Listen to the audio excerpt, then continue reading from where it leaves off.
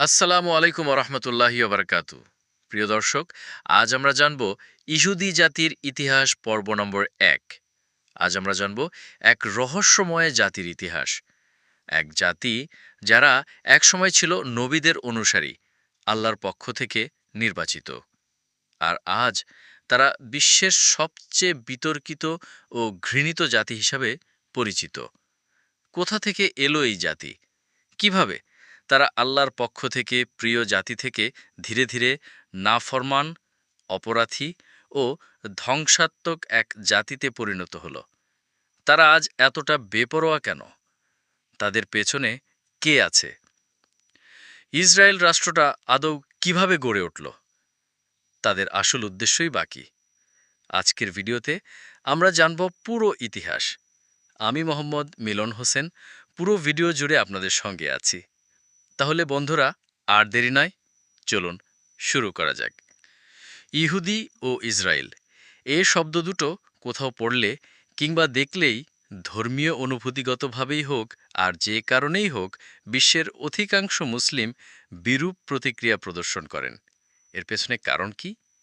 কারণটা নিহিত রয়েছে ঐতিহাসিক কিছু দ্বৈরথ, ইহুদি ষড়যন্ত্র আর বর্তমান প্রেক্ষাপটে জাতিসংঘের সদস্য ইহুদি রাষ্ট্র ইসরায়েল কর্তৃক নিরীহ ফিলিস্তিনিদের উপর নির্মম নির্যাতন, এসব কিছুর মাঝে।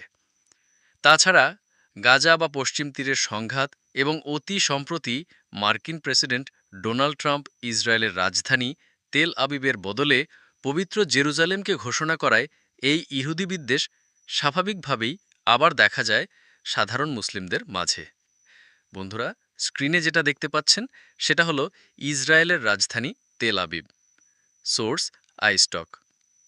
কিন্তু এ তো গেল মুদ্রার এক পিঠ। অন্য পিঠে কি আছে? ফিলিস্তিনিরা নির্যাতিত হচ্ছে, এটা সর্বজন বিদিত। কিন্তু ইসরায়েলের দৃষ্টিকোণটা এখানে কি? ইহুদিরা কিসের ভিত্তিতেই বা জেরুজালেমকে নিজেদের দাবি করে? কিসের জোরে তারা বিশ্বাস করে এই পবিত্র ভূমি কেবলই তাদের? যদি ইহুদিদের দিক থেকে এরকমটা না করা হতো, তবে সংঘাতের সৃষ্টি হতো না। তাই অরাজকতা, অস্থিরতা, অন্যায়, যে নামেই এ পরিস্থিতিকে ডাকা হোক না কেন, এর পেছনের গভীর কারণ লুকিয়ে আছে ইহুদি জাতির ইতিহাসে, যে ইতিহাসটা তারা নিজেরা বিশ্বাস করে। বন্ধুরা, আপনাদের জন্য একদম গোড়া থেকে ধীরে ধীরে এই ঐতিহাসিক সিরিজে তুলে ধরা হবে মুসলিম ও ইহুদিদের দৃষ্টিকোণ থেকে এই জাতির ইতিহাসকে, যে জাতি বনি ইসরায়েল নামেও পরিচিত। শুধু ধর্মীয় দৃষ্টিকোণ নয়, পবিত্র ভূমি দখলের আড়ালের বিশ্বাসটুকু জানতেও সাহায্য করবে এই সিরিজটি। হজরত ইয়াকুব আলাইহিসসালাম থেকে শুরু করে একদম হজরত ঈসা আলাইহিসসালাম পর্যন্ত, অর্থাৎ খ্রিস্ট ধর্ম প্রচার শুরু হবার আগ পর্যন্ত ঘটনাগুলো তুলে ধরা হবে মুদ্রার দুপিঠ থেকেই। পবিত্র কুরআন, তাফসির ইবনে কাসিরে যে ঘটনাগুলো ব্যাখ্যা করা আছে, সে একই ঘটনাগুলো ইহুদিরা কিভাবে দেখে। যে ঘটনাগুলো তাফসিরে বা আমাদের পবিত্র গ্রন্থগুলোতে নেই, সেই শূন্যস্থান আমরা পূরণ করব ইহুদিদের নিজস্ব ঘটনা দিয়ে, যেগুলোর মাধ্যমে পরিষ্কার হয়ে যাবে তারা কেন জেকে বসেছে পবিত্র ভূমিতে। এই সিরিজে জানা যাবে অলৌকিক সন্দুক, তাবুতে সাকিনা বা আর্ক অব দ্য কোভেনেন্টের বিস্তারিত। এ ব্যাপারে কুরআন এবং ইহুদি গ্রন্থ কি বলে। মুসা আলাইহিসসালাম, ইউশুয়া আলাইহিসসালাম, দাউদ আলাইহিসসালাম, সুলাইমান আলাইহিসসালাম থেকে ঈসা আলাইহিসসালাম পর্যন্ত কি কি ঘটনা ঘটেছিল, যার মাধ্যমে পবিত্র ভূমির ভবিষ্যৎ রূপরেখা তৈরি হয়। মিশর থেকে লোহিত সাগর বিভক্ত করে কিভাবে ইসরায়েল জাতি মুক্তি পেয়েছিল। পবিত্র ভূমিতে পৌঁছাবার আগে কেন বছরের পর বছর তাদের মরুভূমিতে শাস্তি পেতে হয়েছিল। পরবর্তীতে কেন এবং কিভাবে ইহুদিরা নির্বাসিত হয় পবিত্র ভূমি থেকে। কি ছিল তাদের দোষ? কেন তারা ঈসা আলাইহিসসালাম বা যীশু খ্রিস্টকে অস্বীকার করেছিল? তারা বিশেষ কার প্রতীক্ষায় ছিল? কিভাবে নির্মিত হল বাইতুল মোকাদ্দাস? আর এখন এই ভূমিতে এতদিন পরে ফিরেই বা ইহুদি জাতির কি যায় আসে? বন্ধুরা, স্ক্রিনে যাকে দেখতে পাচ্ছেন, ইনি হলেন সেই 1897 সালে এই থিওডর হার্জল শুরু করেন জায়নিজম আন্দোলন। জায়নিজম শব্দটা এসেছে জায়ন থেকে। জায়ন বা সিয়ন হল জেরুজালেমের একটি টিলা। বাইতুল মুকাদ্দাস যে টেম্পল মাউন্টে অবস্থিত তারই দক্ষিণ অংশ। এই জায়গাটা জেরুজালেমের পবিত্রতম জায়গা বিধায় জায়ন শব্দ দিয়েই জেরুজালেম বা সিটি অফ ডেভিড বা দাউদকে বোঝানো হয়। এক্ষেত্রে জায়নিজম আন্দোলন হল জায়ন বা ইহুদিদের জেরুজালেম পুনরুদ্ধার আন্দোলন। বৃহত্তর অর্থে পুরো পবিত্র ভূমি অধিকার করে নেয়া। এই পবিত্র ভূমি বলতে আসলে কি বোঝায় তা আমরা এই সিরিজে ধীরে ধীরে অগ্রসর হলেই জানতে পারব। তবে এই সিরিজের টপিক নিয়ে পাঠকদের মনে প্রশ্ন থাকবেই অনেক, যেগুলোর পর্যায়ক্রমে বিভিন্ন পর্বে উত্তর দেয়া হবে। প্রশ্নগুলো জ্ঞানপিপাসু পাঠকরা কমেন্ট সেকশনে করতে পারেন। বন্ধুরা, স্ক্রিনে যাকে দেখতে পাচ্ছেন ইনি হলে সেই 1897 সালে এই থিওডর হার্জেল শুরু করেন জায়নিজম আন্দোলন। Source Wikimedia. তবে এই জায়নিস্টদের নিন্দিত কর্মের জন্য এমনকি নিরীহ ইহুদি পরিবারদেরও ফলাওভাবে ঘৃণা করা হয়, যারা হয়তো এ মতবাদ সমর্থন করে না। যেমন নিচের ছবিতে ইহুদিদের দেখা যাচ্ছে এই মৌলিবাদী গোঁড়া জায়নিজমের প্রতিবাদে করছে।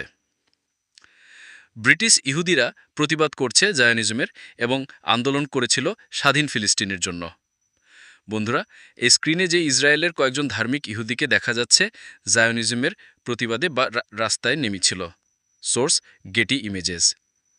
সবচেয়ে পুরনো সেমিটিক ধর্ম হলেও ইহুদিদের সংখ্যা কিন্তু খুব কম, তবে অনেক প্রভাবশালী জায়গাতেই তাদের অবস্থান রয়েছে।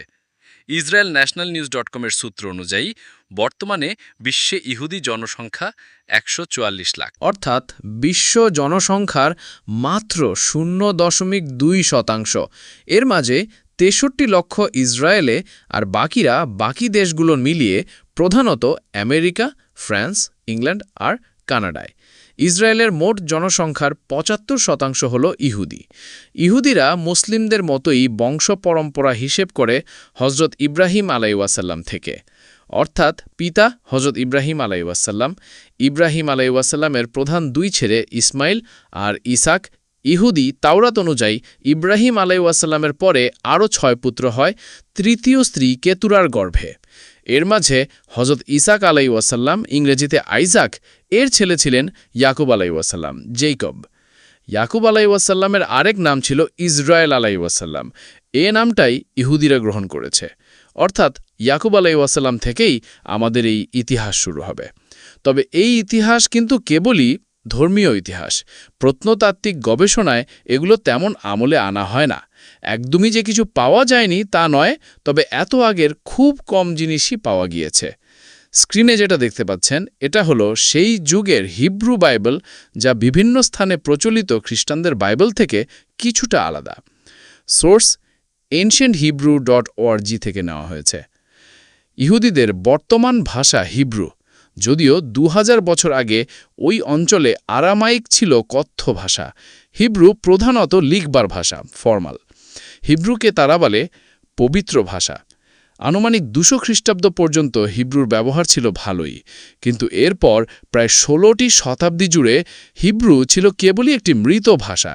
কিন্তু 1881 সালে এলিয়েজার বেন ইয়াহুদা এই মৃত ভাষাকে পুনর্জীবিত করবার কাজ শুরু করেন এবং 20 শতকের প্রথম দিকে পুরোপুরি চালু হয়ে যায় হিব্রু।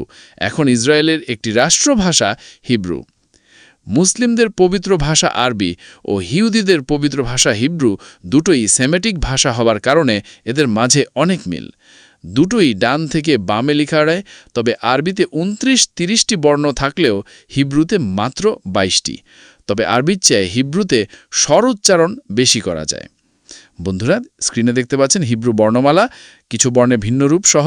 সোর্স মাইগ্রাফিক হান্ট থেকে নেওয়া হয়েছে।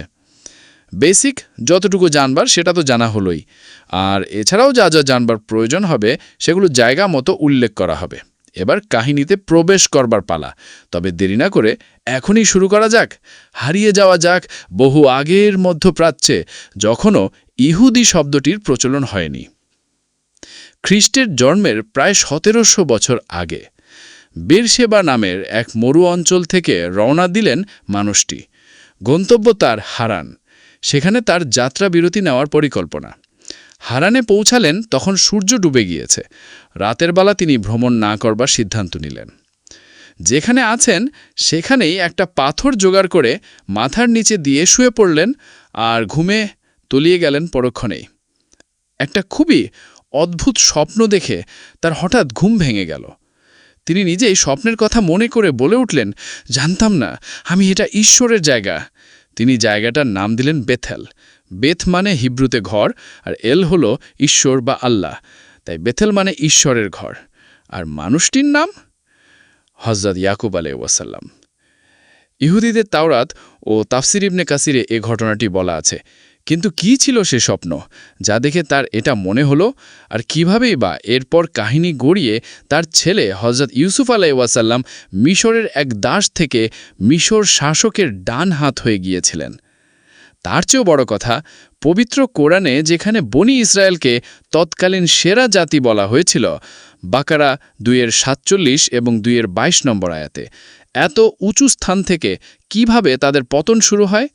ইসলাম ও ইহুদি ধর্ম উভয় অনুযায়ী বা কী করেছিল তারা? বন্ধুরা, স্ক্রিনে যেটা দেখতে পাচ্ছেন সেই বীর সেবা, সোর্স BiblePlaces.com নেওয়া হয়েছে। এসব নিয়ে বিস্তারিত আসবে আমাদের এই সিরিজের পরের পর্বে। বন্ধুরা, আমাদের দ্বিতীয় পর্ব, মিশরে যাবার আগে কেমন ছিল বনি ইসরায়েল? মুসা আলাইহিসসালাম কিভাবে ফিরাউনকে পরাজিত করলেন? বনি ইসরায়েলের মরুভূমিতে 40 বছরের ঘোরাফেরা, কিভাবে তারা বাইতুল মুকাদ্দাসে ফিরল এবং কিভাবে শুরু হলো তাদের পরাজয় আর বিতাড়নের ইতিহাস। তাই এই ভিডিওটি এখানেই শেষ করবেন না। পুরো সিরিজটি মিস করতে না চাইলে চ্যানেলটি সাবস্ক্রাইব করুন, ভিডিওটি শেয়ার করুন বন্ধুদের সাথে, আর কমেন্টে জানিয়ে দিন ইতিহাস জানার এই যাত্রায় আপনি আমাদের সাথে আছেন কিনা। দেখা হবে পরবর্তী পর্বে ইনশাআল্লাহ। সেই প্রত্যাশায় বিদায় নিচ্ছি আমি মোহাম্মদ মিলন হোসেন। আল্লাহ হাফেজ।